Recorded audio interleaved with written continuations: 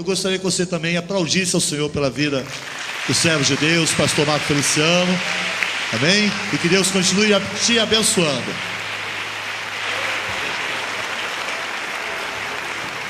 Aleluia. Toda honra, toda glória seja dada ao Senhor dos Exércitos. Vamos nos colocar de pé. Cumprimento os irmãos com a paz do Senhor. Está contratado para caminhar comigo, tá bom? Animar a plateia, me ajuda. Glória a Deus. Os que trouxeram a Bíblia, sem perca de tempo, abram-na comigo. Livro dos Salmos.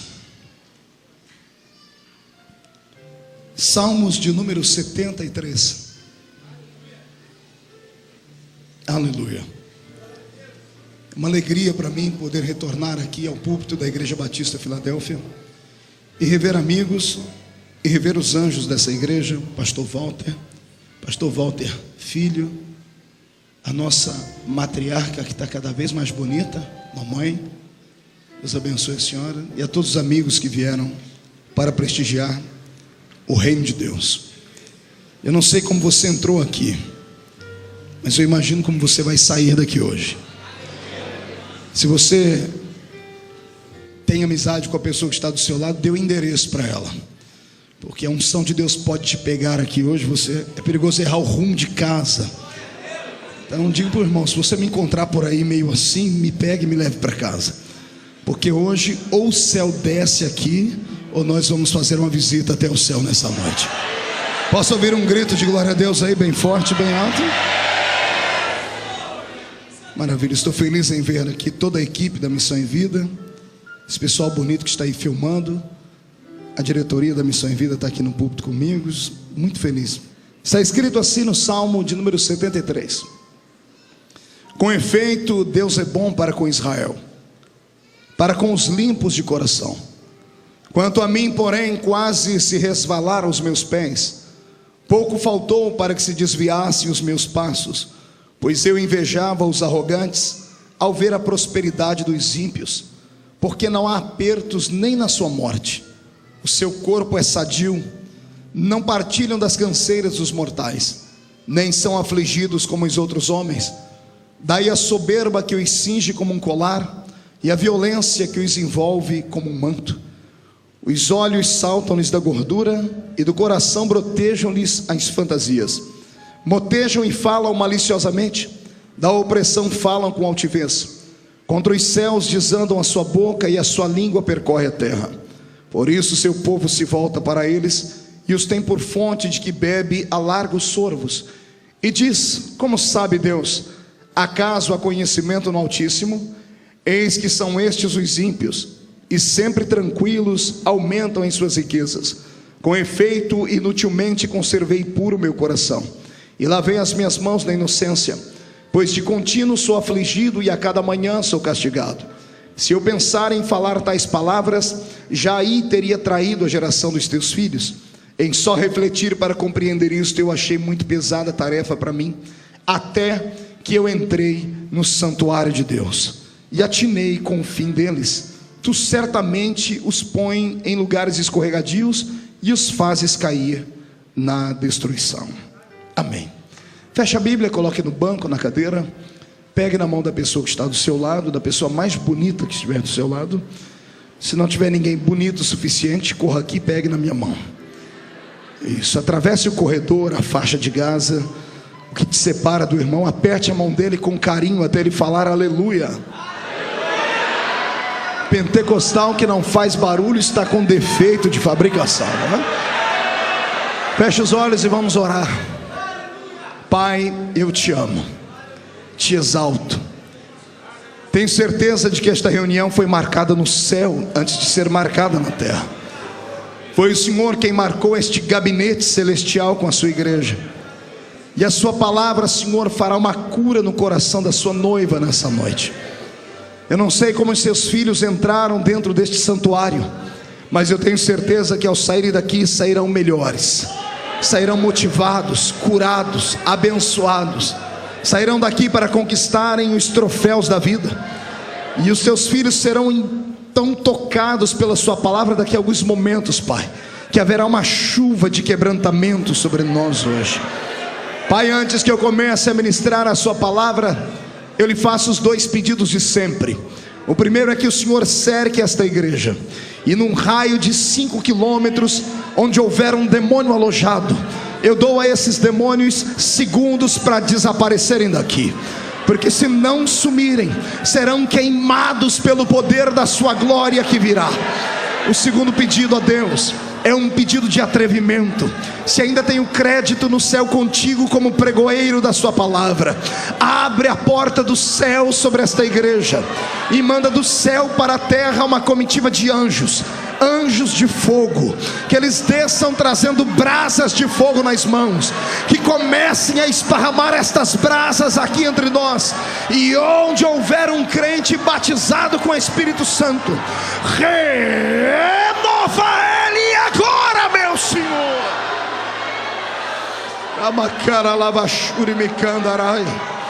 Fala conosco, inunda o nosso coração. Tu não precisas do homem para nada, tu és onipotente. Mostra a sua onipotência hoje, em nome de Jesus. Amém, amém e amém. Antes de se sentar, levante um dedo de profeta para cima comigo. Aponte para o irmão que está do seu lado e diga para ele: escute aqui, cidadão, é hoje, não foi ontem e nem será amanhã, é hoje, o dia em que Deus reservou para responder as tuas perguntas. Então se segure, prepare o lenço para quando chorar. Se não trouxe lenço, prepare a manga da camisa, a ponta da gravata, porque hoje você sai daqui transformado pelo poder da palavra. Só quem crê nisso, uma salva de palmas a Jesus e tome o seu assento. Aleluia. Tomeis assento, por gentileza. Eu pedi ao Senhor uma palavra para esta noite, e essa noite é diferente de algumas noites que eu costumo pregar. Tem dias que a Bíblia está muito grande e a gente não consegue encontrar nada dentro dela. E hoje várias mensagens brigaram dentro da minha mente para que eu pudesse entregá-las, mas uma só desceu ao coração, e é a mensagem que eu vou pregar para você hoje. Talvez pelo dia de hoje, toda vez que o céu está nublado e a chuva cai, o dia fica meio triste. Não sei se você já percebeu isso. Todas as vezes que cai uma chuva muito forte, o céu fica acinzentado e a gente fica melancólico por natureza. Acredito que por causa disso o Senhor me trouxe à memória este texto, e este texto fará um grande milagre na sua história. Eu quero pregar hoje debaixo do tema socorro no santuário, e depois do socorro, o milagre que vai encontrar a sua vida. Aqueles que me acompanham há algum tempo sabem que eu não sou um pregador do evangelho comum. Eu sou um contador de histórias. O Senhor me deu esse talento. É um talento bonito, é um talento diferente. Acredito que eu herdei isso, pastor Walter, de Jesus. Jesus era um grande contador de história. As suas parábolas envolviam o coração do povo, e até as crianças paravam para ouvi-lo. E hoje eu quero aqui, mais uma vez, narrar uma história bela para você. O Salmo 73 é um destes salmos que, quando passamos os olhos por ele, o nosso coração treme. Dá um certo calafrio, um desconforto. Por quê, pastor? Porque geralmente procuramos no livro de Salmos palavras doces. Procuramos salmos como o Salmo 23, como o Salmo 91, como o Salmo 126, o Salmo 51. São salmos que usamos em momentos de dificuldade, proclamando assim a poderosa unção de Deus sobre a nossa vida. O livro de Salmos é um livro de alimento para a nossa alma. São cânticos, são músicas, sonetos e sonatas que o Senhor Deus deu aos seus poetas, e eles versejaram e escreveram para nós. Mas o Salmo 73, ele é atípico, é diferente dos outros, porque eu não tenho aqui neste salmo muita alegria. Pelo contrário, tem muita tristeza nele. Tem um homem desabafando com Deus. Eu não sei se ele pensava em escrever este salmo para a posteridade.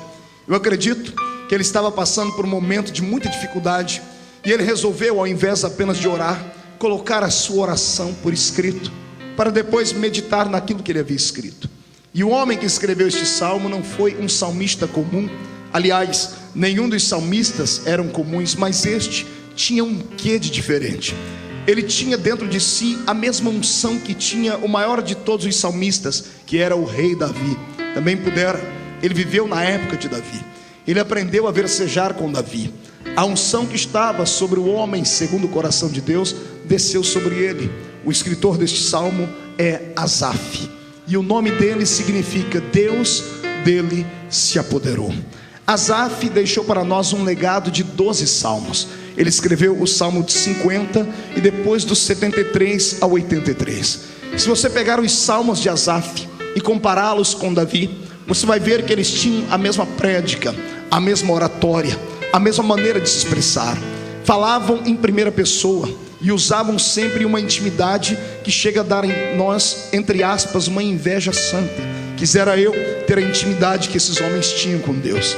Mas o Salmo 73, como disse, sendo escrito por Asaf, aquele por quem Deus se apoderara, é estranho, porque ele está contando aqui momentos de angústia e de tribulação.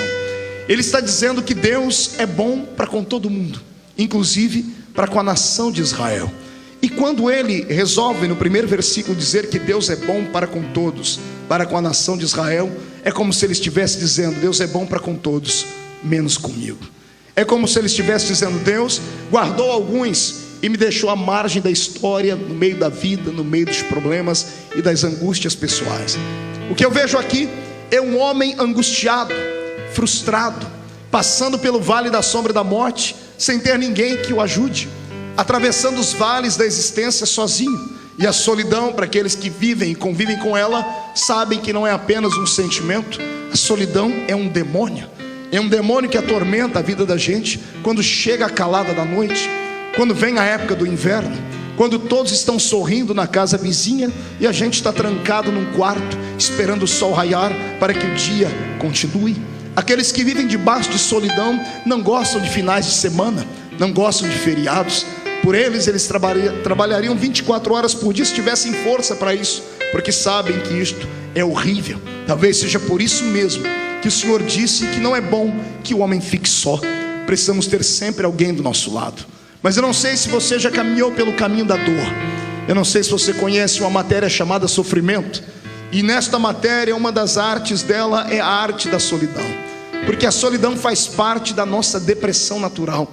Todas as vezes que nos entristecemos, que nos frustramos, que sentimos um apunhalar de um amigo nas nossas costas, todas as vezes que o teto desaba sobre a nossa cabeça e o chão abre debaixo dos nossos pés, nós queremos nos esconder. Nós não queremos ficar perto de ninguém. Procuramos um cantinho e assim nós vamos ali chorar as nossas mágoas e meditar um pouquinho.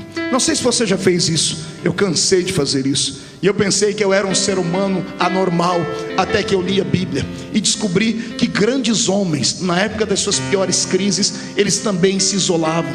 Elias um dia, depois de ter feito um grande milagre, se escondeu dentro de uma caverna.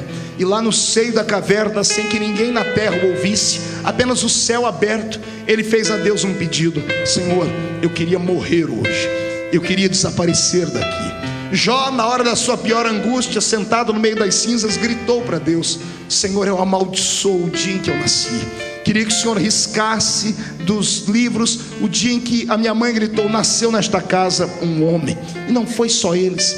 Jesus, quando esteve nessa terra em forma de homem, quando ele tinha suas principais dores, embora ele tentou levar os amigos com ele, nas suas últimas 12 horas nós temos isso, quando ele entra pelo caminho do Getsemane, ele convida os 12 discípulos para orar com ele. Um deles vai embora e 11 ficam, e ele tenta orar com eles e não dão conta de orar. Ele levanta, chama os 3 principais amigos, Pedro, Tiago e João, e se aparta com eles. E para eles ele diz: a minha alma está triste e angustiada até a morte. E mesmo tendo tentado orar com eles, ele não deu conta. E ele disse para eles: fiquem aqui, eu vou entrar dentro desse Getsemane, porque esse Getsemane é só meu. A hora da angústia, da dor e da solidão, procuramos o refúgio da solidão para tentarmos entender o que está acontecendo. Talvez seja por isso que em muitos cultos alguns irmãos vibram, pulam, gritam, são fervorosos, e outros estão com seu olhar perdido. Uns enquanto estão aplaudindo ao Senhor, outros estão chorando por dentro. E alguns, por serem muito severos consigo mesmo, por serem austeros demais, não conseguem esboçar o seu sentimento. Sorriem, mas por dentro estão angustiados. Talvez seja por isso que muitos se calam em uma reunião como essa. Não porque são frios como pregamos, mas só Deus conhece o momento em que eles estão vivendo, o vale de depressão no qual estão. Foi por isso que Deus marcou esta reunião hoje. Talvez tenha sido por isso que Deus fechou o céu sobre o estado do Rio de Janeiro hoje e fez cair uma chuva, para que o seu profeta pudesse olhar para o céu e entendesse que sobre algumas vidas o céu está fechado. Todavia, não existe nuvem negra que impeça Deus de te enxergar na terra. Todavia, não existe vendaval que faça Deus não ouvir o seu gemido. Por isso Deus marcou esta reunião hoje. Se prepare, porque daqui a pouco você não vai ouvir mais esta voz rouca aqui. Você vai ouvir a própria voz de Deus dizendo no seu ouvido: eu estou contigo no meio deste vale, eu atravesso com você aqui. Quero te dar uma lição. Eu aprendi neste meu caminhar com Deus que Deus só prova aquele que Ele quer aprovar. Talvez seja por isso que Ele te trouxe aqui hoje. Oxalá seja o fim da prova, e se não for, aguenta o tranco. Mais cedo ou mais tarde a prova vai abrir espaço para um pódio, e você que está aqui embaixo será colocado no pódio de Jeová e receberá da mão dele a chave da vitória, o prêmio que o Senhor preparou para ti. Quem concorda comigo, dê um sonoro grito de glória ao nome do Senhor Jesus. Eu estudei a biografia desse homem chamado Asaf e eu me apaixonei por ele. Se você quiser conhecer um pouquinho melhor a história dele, assista um DVD meu chamado Quebrando o Protocolo, e você vai conhecer a história do nascimento do ministério dele. Quando ele tinha entre 14 anos de idade e 15, ele se aproximou do rei Davi, quando Davi dançava ao redor da arca, quando a arca retornava para Jerusalém. Foi ali que ele recebeu este nome de Asaf, porque Deus se apoderou dele e ninguém conseguiu segurar o garoto. Ele rompeu a multidão dos levitas, correu até o rei.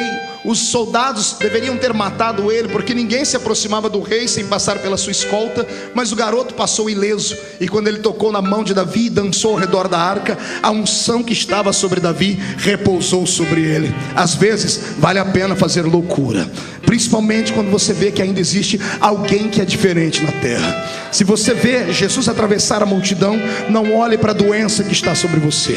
Não olhe sobre as pessoas que dizem que você tem que ficar isolado e trancado num quarto. Se esconda a sua enfermidade, rompa a multidão, e nem que seja para você tocar nas orlas do vestido dele. Toque, e ainda que ele não te veja, ele pode não te ver, mas ele vai virar para trás e vai perguntar: alguém aqui me tocou? E quem foi que me tocou? Porque saiu virtude de mim. Rompa hoje a barreira do medo e toque no manto sagrado do Senhor, que está aqui hoje em forma da sua palavra. Você concorda comigo? Então dê mais um grito de glória a Deus, porque eu estou me aperfeiçoando com a palavra. Pois bem, como é que um homem de quem Deus se apoderou, como é que um homem que escreve 12 salmos, como é que um homem que tinha uma profissão, que eu não posso chamar de profissão, tenho que chamar de vocação, mas ele vivia desta vocação, podia estar passando um momento tão triste como esse aqui, pastor Joels? Não dá para entender. Porque primeiro, ele era levita. Diga comigo, levita. Não, murcha a barriga, estufe o peito, diga levita. Quantas vezes nós estamos na igreja e olhamos para os levitas que vão cantar e vemos que os levitas têm um lugar de destaque. Você viu? As irmãs vieram cantar e não cantaram embaixo, vieram cantar aqui em cima. Levita tem lugar de destaque. Olha esse levita aqui, ele é feio, mas está ali, no lugar de destaque, está tocando o seu teclado. É um levita. Todo mundo quer ser levita. Todo mundo quer ter um lugar de destaque. Todo mundo quer ter uma experiência profunda com o seu Deus na área levítica. E descobrindo a Bíblia, eu descobri que levita não é só aquele que canta. Levita é aquele que consagrou a sua vida ao Senhor. Então eu estou pregando nessa noite para uma geração de levitas. Levitas que são desafinados como eu, é verdade. E quando abre a boca para cantar, os vizinhos tapam o ouvido. Mas ainda bem que nós temos o Espírito Santo, e é Ele quem intercede por nós com gemidos inexprimíveis. Ele afina a nossa voz, e quando chega diante do Senhor, Deus olha para a gente e pensa que a gente é um rouxinol. Por isso que o Senhor escuta a sua voz de taquara rachada e ainda derrama sobre você um bálsamo de alegria. É por isso que eu te convido hoje a ser um levita do Senhor. Alguns são levitas porque cantam, mas se você estudar a unção dos levitas, você vai descobrir que o levita, ele tinha no mínimo 4 funções. Ele podia ser o sacerdote, o sumo sacerdote, o escriba, ou aquele que tangia os instrumentos. O levita se destacava em várias áreas. Levita, na verdade, era aqueles que nasceram da tribo de Levi. E foram os levitas que, pelo que eu estudei na Bíblia Sagrada, conquistaram o coração de Deus de uma maneira diferente. Quando o faraó disse que todos os meninos hebreus deveriam morrer, as 11 tribos de Israel mais fortes simplesmente se isolaram. Ninguém casava e nem dava-se em casamento mais. Mas a minha Bíblia diz no livro de Êxodo, no capítulo 2, que veio um homem da tribo de Levi e desposou uma moça da tribo de Levi. Casaram-se e não tiveram só um filho, porque faraó falou que se tivesse um filho homem, ele iria morrer. Eles tiveram 2 filhos homem e uma filha mulher. Eu estou falando de Joquebede e Anrão, pais de Moisés, Arão e Miriam. Quando o faraó não queria que nascesse um menino, nasceu quase que um super menino, porque o garoto que nasceu tinha tanta intimidade com Deus, que até conselhos para Deus ele dava. Deus olhou para a terra um dia e disse: Moisés, eu vou matar todo mundo que está embaixo. E Moisés entrou na frente e disse: se eu fosse o Senhor, eu não faria isso. Porque o que vão dizer as nações? Que o Senhor é um Deus impaciente, que o Senhor orou, criou Israel e não deu conta de segurar e quer matar. Deus coçou a cabeça, olhou e disse: você tem razão. Então fale para o povo que ninguém morre, manda eles marcharem, porque a vitória está com eles. Foi a tribo de Levi quem teve coragem, porque levita é corajoso por natureza. É por isso que quando eu prego só para levitas. É claro que no nosso meio nós temos alguns rubenitas, nós temos gente de toda a tribo aqui. A tribo de Israel era composta de 12 tribos. Eu descobri a 13ª. A 13ª tribo é a tribulação. O que tem de crente que pertence a essa tribo, dê uma olhadinha para a cara do seu irmão e vê se ele é dessa tribo aí.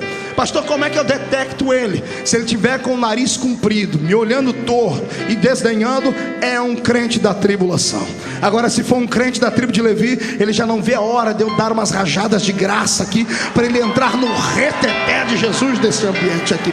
Quem é da tribo de Levi, dá um grito de vitória! Oh, glória! Como eu disse, a tribo de Levi é uma tribo de corajosos. É tribo de quem? Não ouvi direito. Tribo do quê? Desculpe, eu estou com um problema no meu ouvido. Tribo do quê? Quem é da tribo de Levi aqui? Levante a mão de coragem para cima, chacoalhe ela. Chacoalhe a mão, coloque no ombro de quem está do seu lado. Tem que ter coragem. Ainda que a pessoa esteja com a cara de delegado de justiça, coloque a mão no ombro dele e agarre o ombro dele. Chacoalhe ele até ele ficar irritado agora. Diga para ele: tem que ser da tribo de Levita. Se for da tribo dos levitas, você é corajoso. E quem é corajoso traz a glória de Deus para a terra. Quem concorda comigo, adore ao Senhor.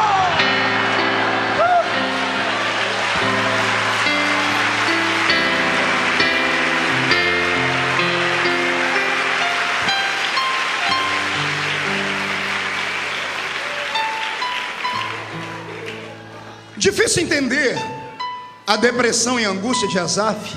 Ela era a história dos levitas, porque ele era um levita.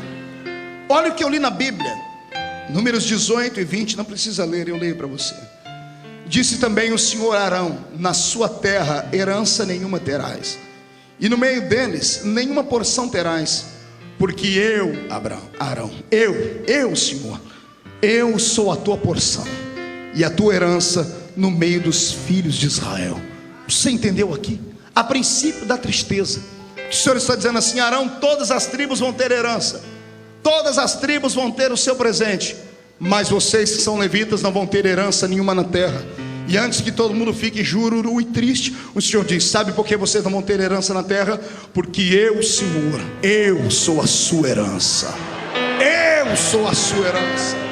Aqui Deus estava dizendo a ele: eu garanto a sua comida, eu garanto a sua bebida, eu garanto a sombra sobre a sua cabeça, eu garanto a casa sobre a sua existência, eu garanto a fortaleza. Os inimigos não tocam em você, os inimigos não têm poder contra a sua vida. Eu darei a vocês o seu quinhão, eu darei a vocês o galardão. Ai, Jesus, isso vai enchendo o peito, porque eu me lembro que sou levita. Assim como você tem que entender que você também é levita. Você pode não ter a herança que o mundo tem, você pode não ter um carro importado, nem uma casa nova, mas o Senhor manda dizer: eu sou a sua herança, levita. Eu te dou aquilo que você precisa, eu te dou o seu sustento e coisas mais. Lendo essas promessas, entendendo que Asaf era um escritor que herdou a unção de Davi, que tinha tanto, eu questionei: Deus, por que ele está tão triste aqui? Ele está dizendo que o Senhor é bom para todo mundo, menos para ele. E pior não é isso. Ele diz que os pés dele quase se resvalaram. Usando o texto normal, o pé dele quase se desviou. Desviou do que, pastor? Dos caminhos do Senhor. Detalhe, ele não é um adolescente, não é um garoto de 18 anos de idade. Neste dia aqui, ele tinha quase 70 anos de idade. Como é que um ancião, alguém que experimentou Deus de todas as formas, no final da sua vida, com toda a experiência, tem coragem de escrever um salmo como esse? Tem coragem de deixar para a posteridade que ele também passou por um vale tão grande que ele quase se afastou de Deus? Se ele, com quase 70 anos, que tinha e pertencia à folha de pagamento de Deus, que tinha tudo para ser um homem feliz, estava triste, eu não sou ninguém para lhe acusar. Eu tenho que tentar entender o que você passa. Talvez seja por isso que muitos na igreja não conseguem sobreviver, porque alguns que não conhecem vale, não conhecem tristeza, olham para os demais e querem julgar.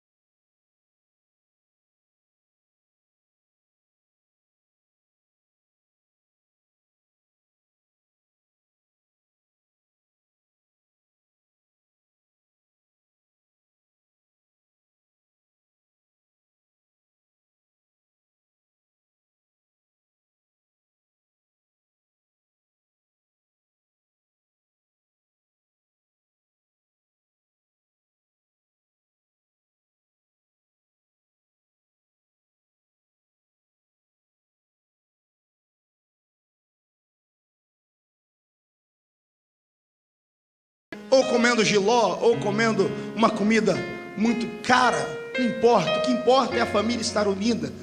Mas quando a família é atingida, aí esmorece o guarda da casa. Foi isso que aconteceu com Asaf. Ele tinha chamada, e a chamada do profeta da casa, do levita da casa, era forte. Mas e a sua família? E a sua família que não tinha a mesma chamada dele?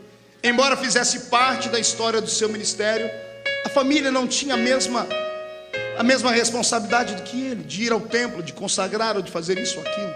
Era apenas a extensão da vida dele. E a história diz que Asaf, no dia da inauguração do templo de Salomão, com 60 e poucos anos de idade, quase 70, quando terminou aquele culto, do lado de fora do templo, todas as pessoas cumprimentando o rei Salomão, cumprimentando a gama de homens importantes que ali estavam, as pessoas pegando na mão do maestro da grande música da inauguração do templo, dizendo: olha, nós nunca vimos nada igual. Você regia o santuário, você regia os músicos, e a glória de Deus inundou a casa, ao ponto dos sacerdotes não conseguirem ficar em pé. Que música foi essa? Que salmo foi esse? E aí imagina as pessoas dando os parabéns, dizendo: olha, parabéns Asaf, nós nunca vimos alguém com uma unção tão grande, com uma unção tão forte. Foi aqui que começou tudo a acontecer para que ele entrasse em depressão. Foi Jesus quem nos ensinou isso. O problema é que nós não aprendemos. Todas as vezes que Jesus tinha uma grande vitória, todas as vezes que ele vinha de uma grande empreitada evangelística, todas as vezes que um grande milagre acontecia, ele não ia comemorar em churrasco, ele não ia para festas, ele se isolava para orar, porque era natural que a depressão viesse na sequência. Não sei se você já parou para pensar nisso. Elias acabou de matar 850 profetas, 450 de Baal e 400 de Azera. Ele estava com o sangue dos profetas na mão. Ele orou, e uma oração de 57 palavras, 1 minuto e poucos segundos de oração, e Deus derramou fogo sobre o altar e operou o maior milagre de todos até esse momento. E sabe o que acontece com ele? 20 minutos depois, ele está correndo e vai embora, e se esconde no meio do deserto, e vai para dentro de uma caverna e pede a morte. Por quê, pastor?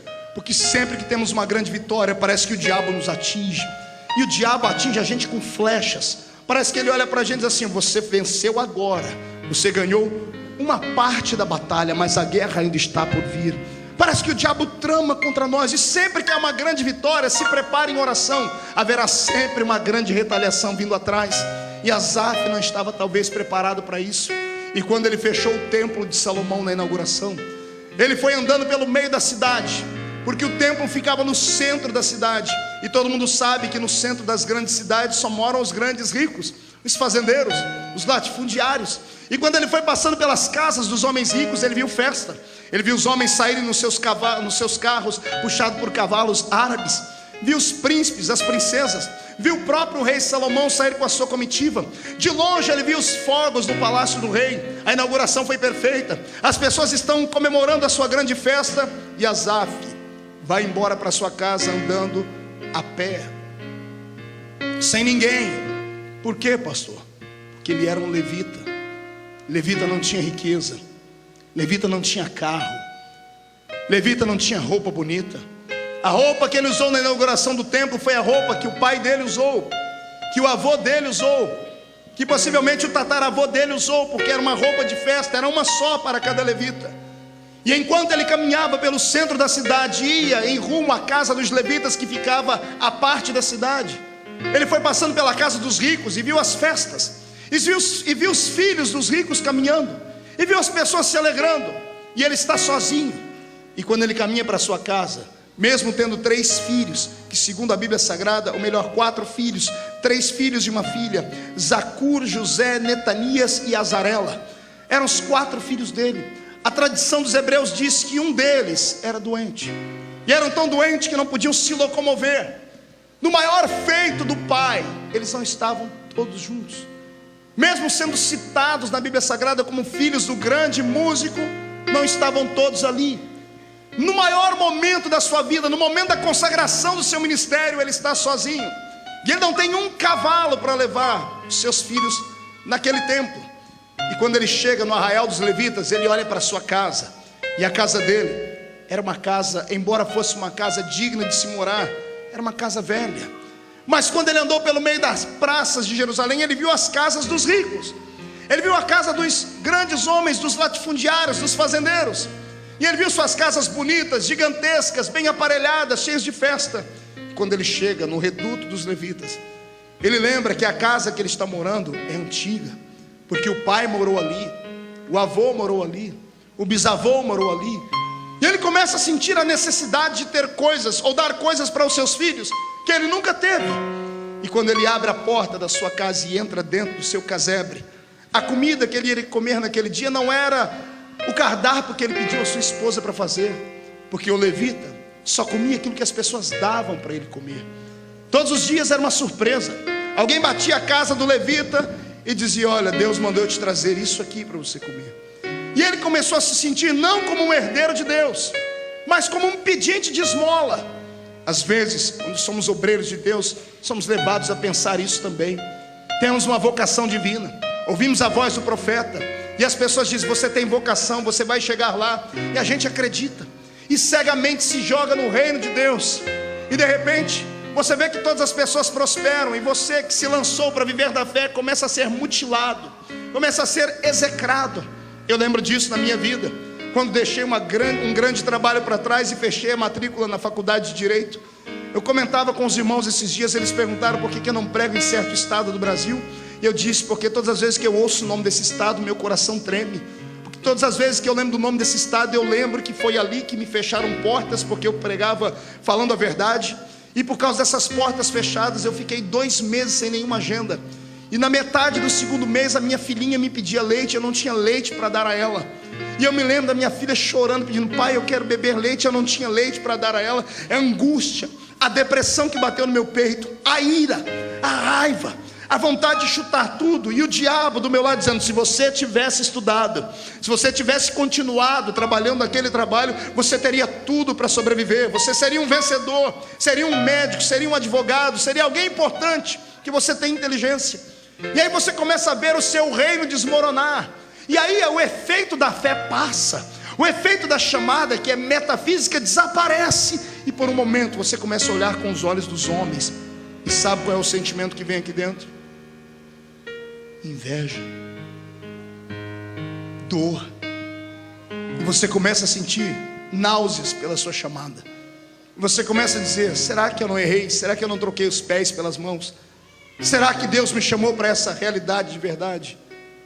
Estou pregando isso aqui porque o Senhor me disse que tem muita gente aqui hoje que tem vocação, tem muita gente que tem chamada. Eu estou pregando aqui para pastores que nunca pastorearam, para evangelistas que nunca subiram num púlpito ainda, mas que o coração queima. Estou falando para missionárias que ainda vão pegar o avião e atravessar esse grande oceano Atlântico e fazerem grandes obras para o Senhor. Estou pregando para levitas que vão viver da fé um dia. E você vai se lembrar dessa pregação quando você estiver passando pelo meio do vale sendo provado. E você vai ter forças para atravessar, porque Deus às vezes nos deixa sozinho para experimentarmos a sua grande proteção. Deus nos deixa sozinhos para experimentarmos um grande milagre, a sua grande provação. Eu quero que no nome do Senhor Jesus você entenda que o Senhor não te abandonou, e a sua chamada é uma realidade, e que você não precisa entregar a carteirinha de pastor, e que você não deve deixar a sua chamada de lado. É só um momento de dificuldade, daqui a pouco vai passar, o vento vai passar, e o Senhor vai confirmar a sua chamada, e você terá vontade de pregar 2 vezes mais. Agora você é só um gatinho acuado, mas daqui a uns dias a unção do leão da tribo de Judá vai saltar dentro de ti, e você vai agarrar os demônios pelo chifre. Agora aguente o tranco. Quanto maior a chamada, maior é a dor dela. Quanto maior é a unção que Deus tem sobre a sua vida, maior é o preço que tu vais pagar por ela. E não espere que você será alguém que Deus não irá provar. Não espere ser alguém diferente. Não espere que Deus vá mudar esse estilo. Esse é o estilo de Deus. Eu só dou uma coisa grande para aquele que prova que merece. E o homem só prova que merece quando ele passa pelo vale apanhando, caído, arrastado, mas lá na frente ele dá um jeito de levantar e olha para cima e diz: eu sei que o meu Redentor vive, em breve se levantará na terra.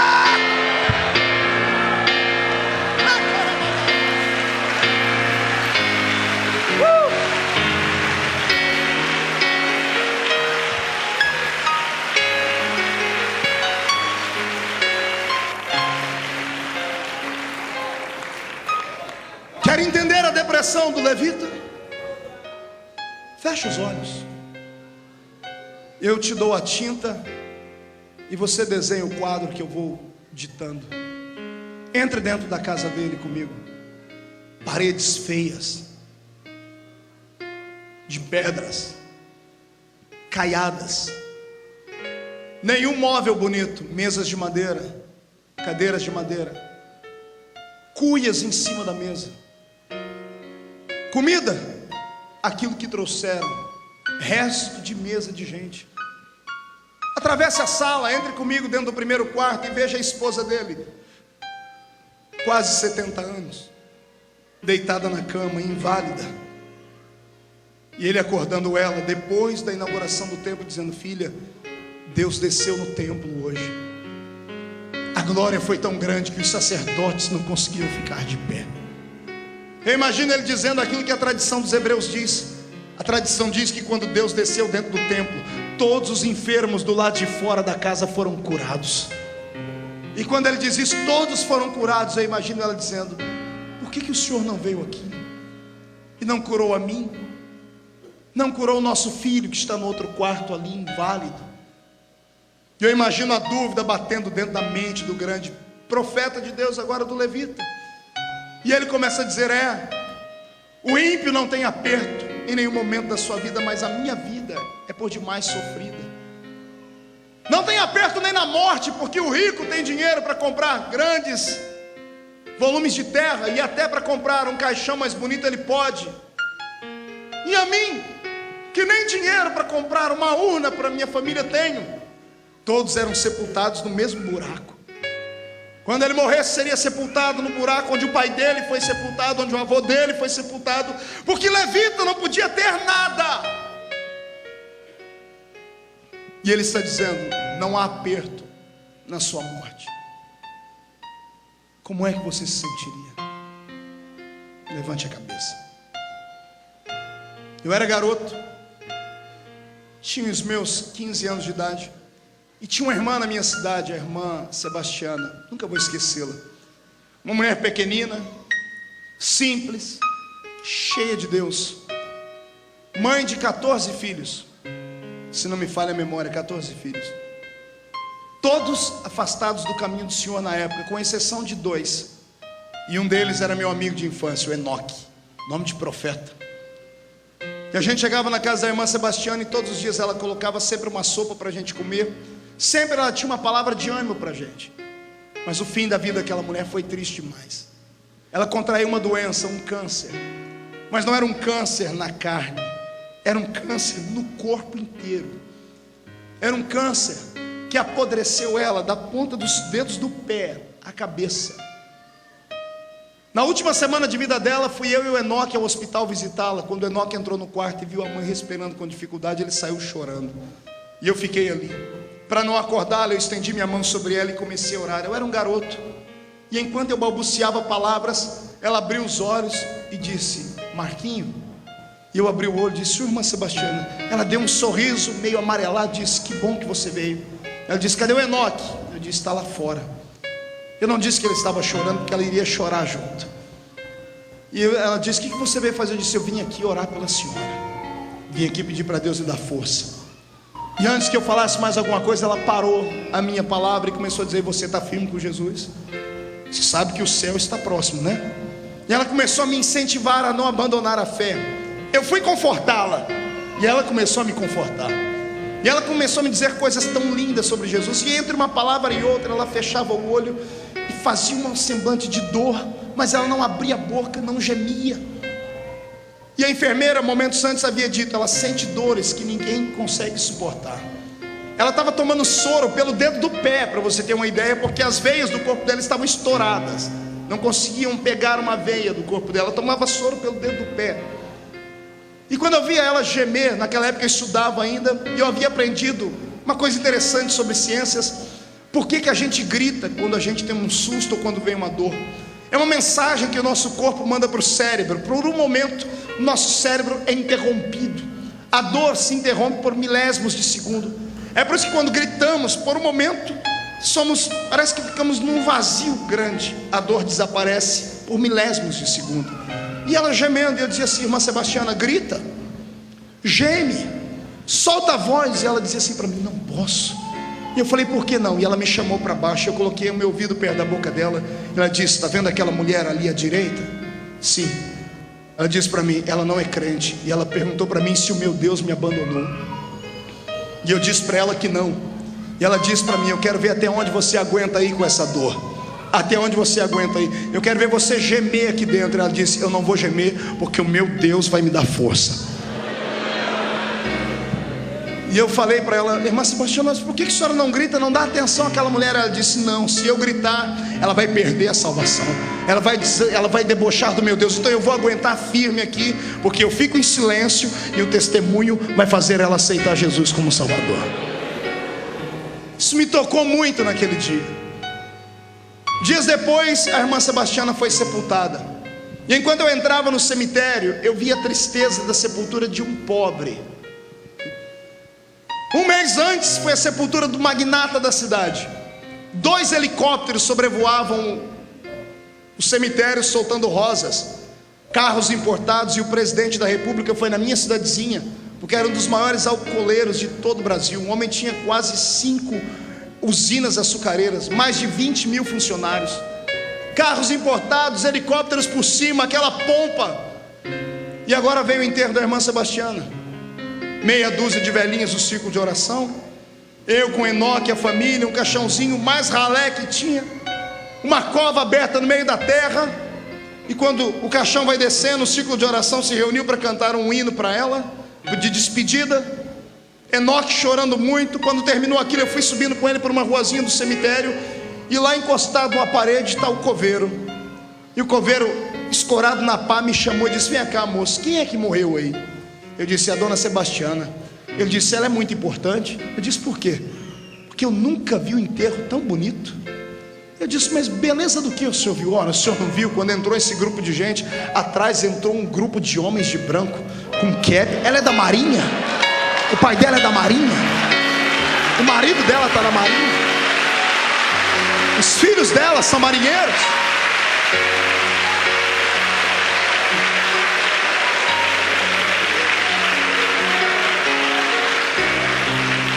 Testemunho do coveiro.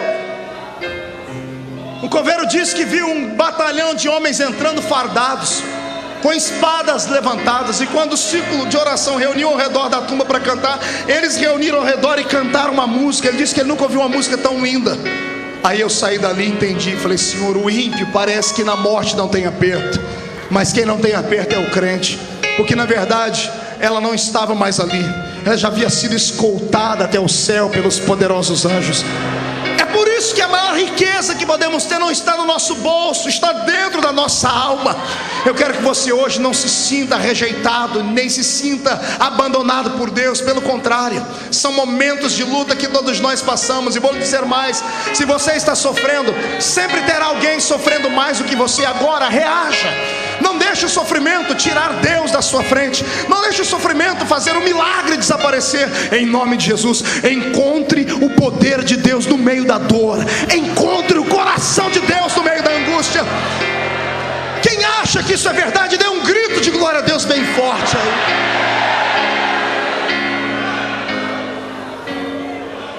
Aleluia.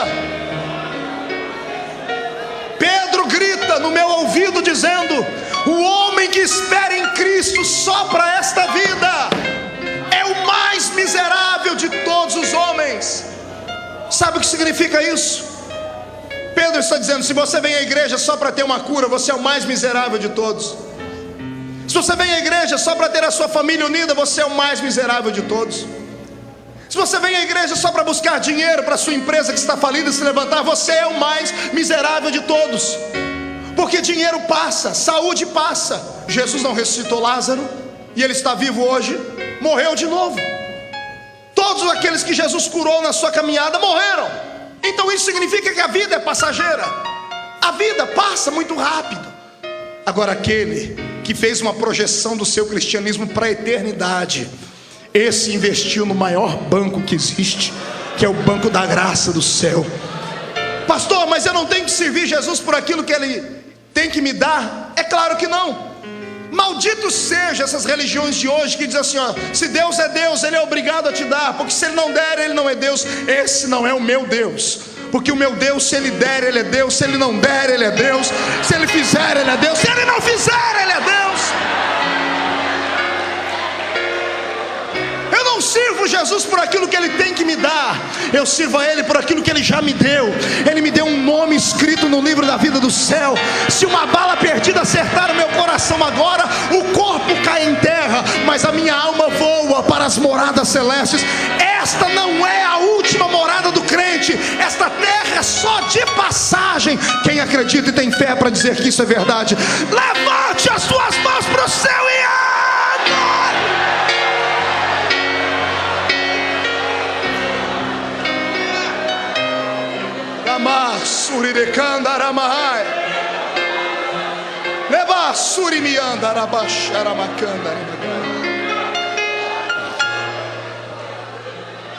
Se você está de pé ainda, é porque você não foi testado o suficiente. Aguente, porque antes de você tombar em terra, Ele se levanta e te dá o troféu da vitória.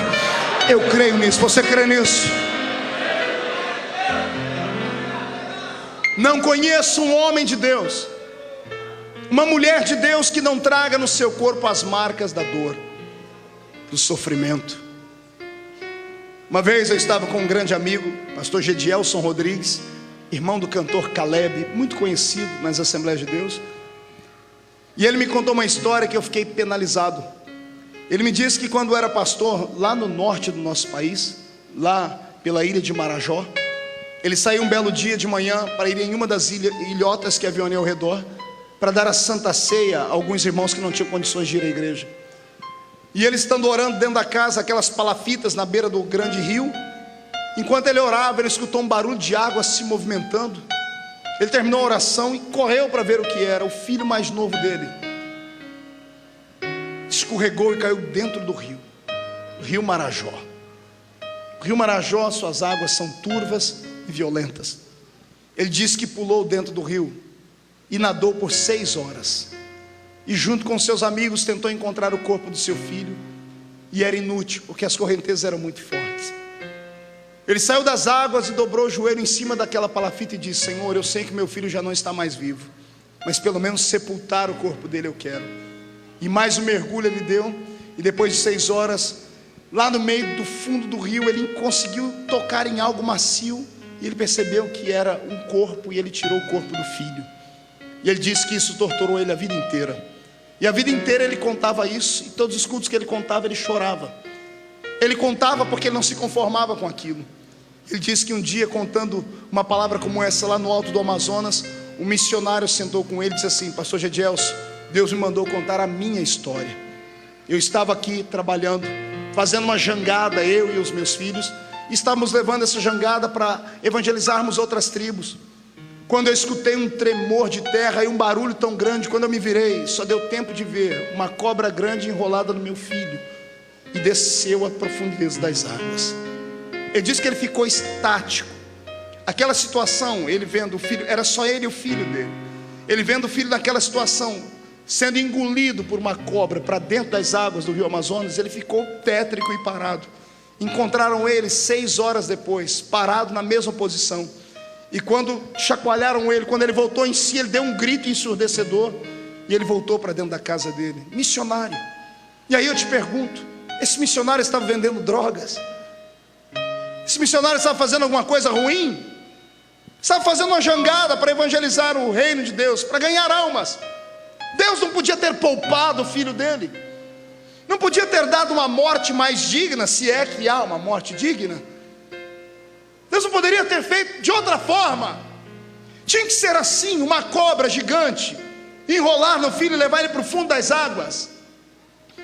E ele disse que 15 dias depois, ele voltando ao batente, ele ainda não se conformava. Ele dizia: Senhor, pelo menos enterrar o corpo do meu filho eu gostaria. E ele andando pela terra, ele sentiu um regurgitar de terra, a terra se chacoalhando. Ele subiu no alto de uma palmeira e viu uma cobra grande do outro lado, e a cobra se contorcia inteira. E ele disse que teve coragem, ele arrumou uma coragem onde não tinha, e a cobra, como ela só tremia, ele arrancou a cabeça dela, e o meio dela estava cheio. E ele partiu a cobra no meio, e lá dentro, todo torcido e quebrado e morto, estava o filhinho dele. Ele pegou o filho daquele jeito, levantou para o céu e disse: Senhor, obrigado, porque pelo menos sepultar o meu filho eu vou poder.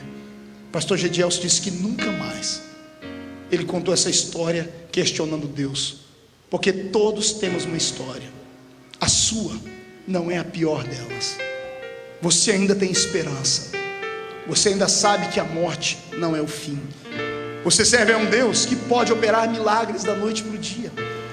Você tem oportunidades, esperança que o ímpio não tem. Qualquer dia aqui dentro desse culto, Deus pode fazer aquilo que você está esperando. Deus pode nessa noite visitar aquele doente na sua casa. Ele pode hoje descer aqui com o lenço da eternidade, enxugar os seus olhos e arrancar as lágrimas dele. Eu só não quero que você venha para o culto e fique desafiando Deus, desaforando de Deus, dizendo que Ele não pode ou Ele não faz. Não é isso. Deus sabe todas as coisas, e Ele enxerga onde nós não enxergamos.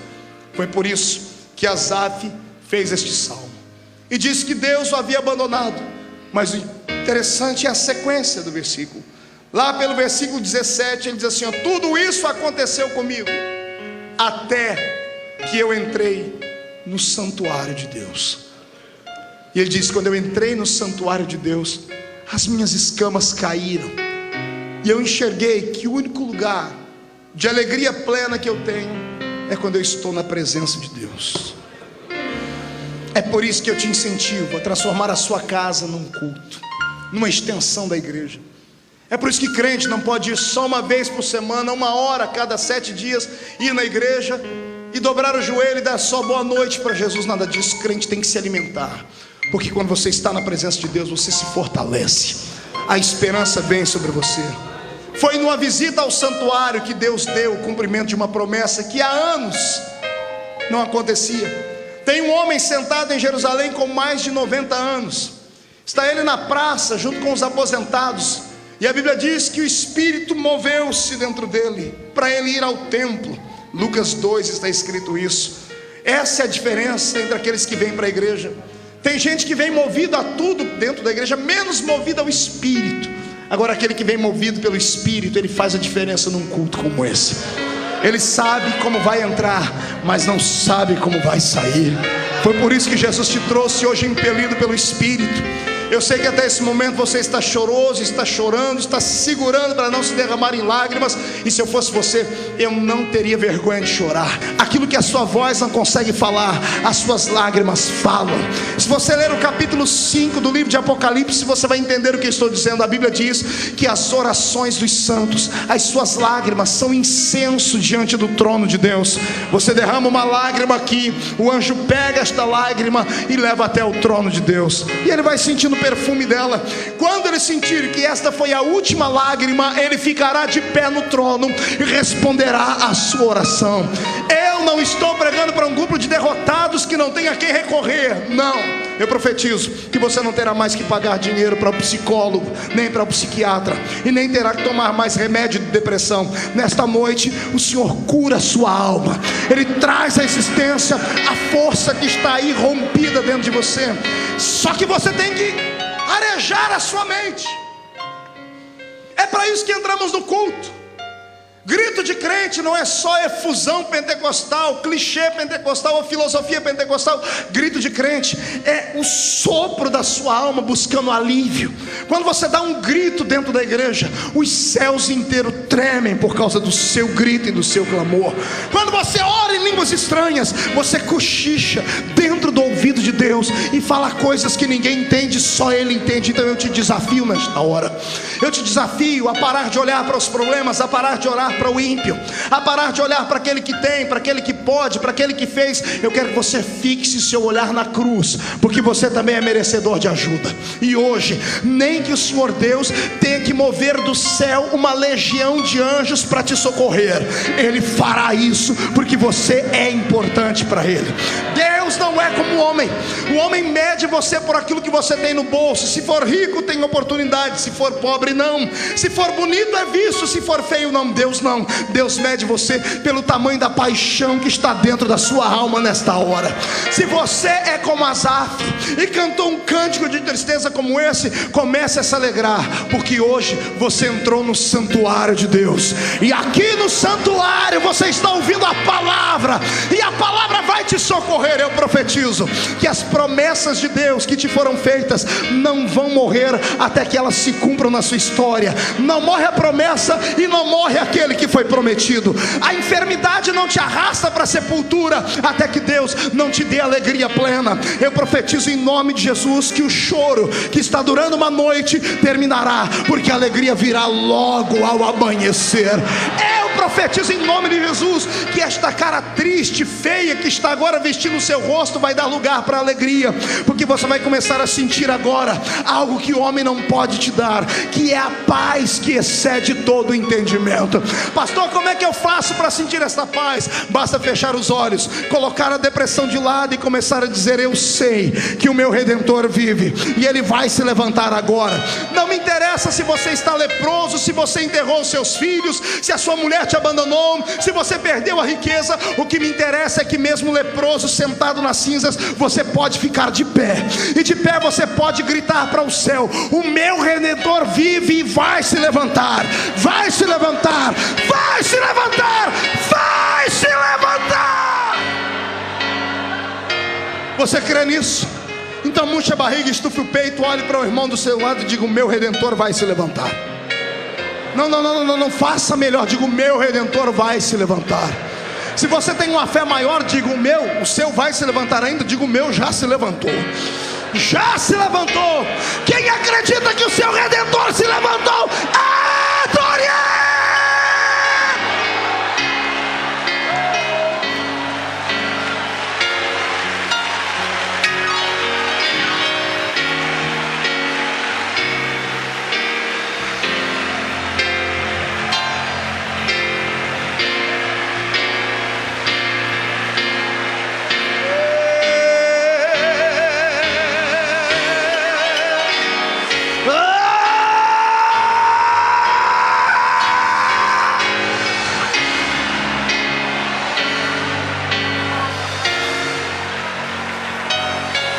Estou ouvindo barulho de portas se abrindo, estou ouvindo barulho de grilhões quebrando, correntes sendo trincadas, barulho de asas de demônios voando para bem longe.